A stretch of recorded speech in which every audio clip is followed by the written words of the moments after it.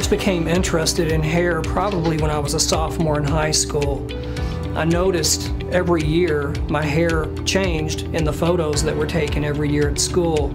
I kind of assumed it was because of a different shampoo my mom had bought for me was the reason why my hair was looking thinner. But by the time I was a freshman in college, the writing was on the wall. I had male pattern baldness.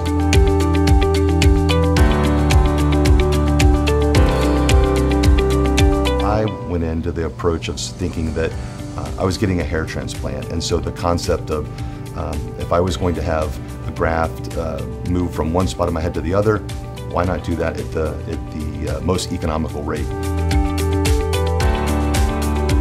When I came into Dr. Mendelson's office, we sat down and I said, why don't you guys convince me why I shouldn't take the amount of money and fly to some island in the Caribbean and have 3 or 4 days vacation, get a hair transplant, and then come home for that cost. And so we went through that process in detail. We talked about the pros and cons, and ultimately I settled on thinking that this is my hair. It's on the top of my head. It's going to be there every single day for everyone to look at. And if there is any problem, if there is any issue that I have to deal with, am I realistically going to jump back on a plane and try to quickly get down to whatever island I chose to have that procedure done at a discount rate and try to have it fixed? And if there was, that would only add to the cost and kind of do away with my argument of saving a few bucks.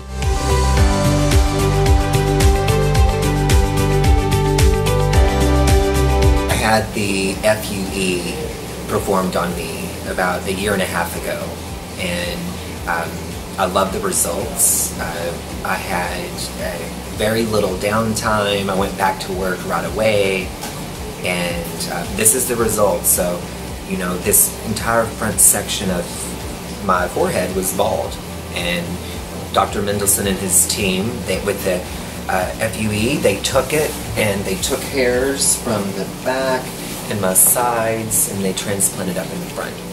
Hair transplants, basically what we're doing is we're borrowing hair from the sides and the back of your head, which are genetically predispositioned to never fall out, and then we relocate those hairs. We relocate those hairs and put them in the areas where they're lacking density.